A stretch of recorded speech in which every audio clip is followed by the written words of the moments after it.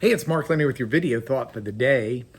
This week I've been looking at some different proverbs with you, and I want to continue doing that. The proverb that I want to look at today is one that you don't hear talked about much, and at first glance, it might seem not applicable to most people, but it's a story that sets a principle. That's a very broad principle. And so the story itself may not seem applicable to you or to me, but the principle behind it certainly is. So I'm going to read a good bit of this proverb to you, but I want you to not just hear it or tune out.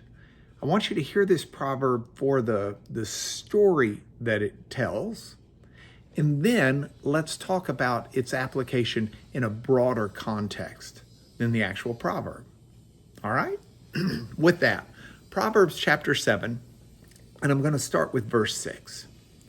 So here's the parable, the allegory, the story, not allegory, but parable or story that's being told by the writer of Proverbs.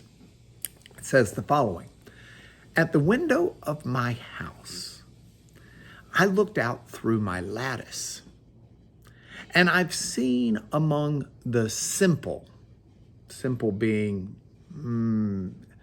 people who don't think well, I have perceived among the youths a young man lacking sense.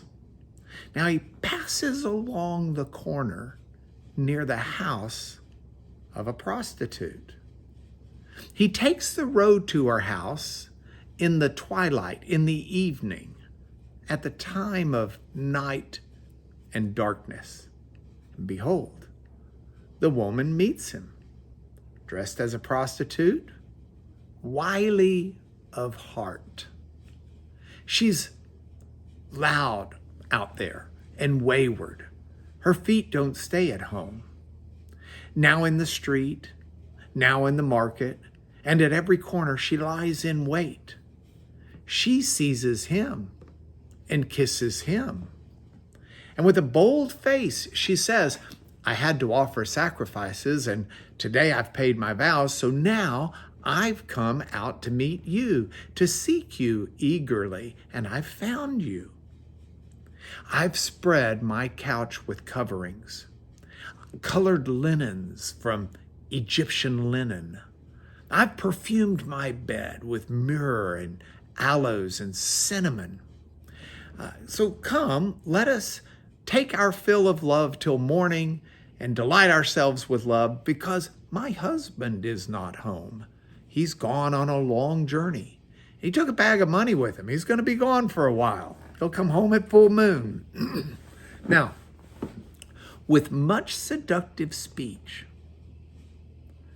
the adulterous woman persuades this young, simple fellow, and with her smooth talk, she compels him. And all at once he follows her, as an ox goes to the slaughter,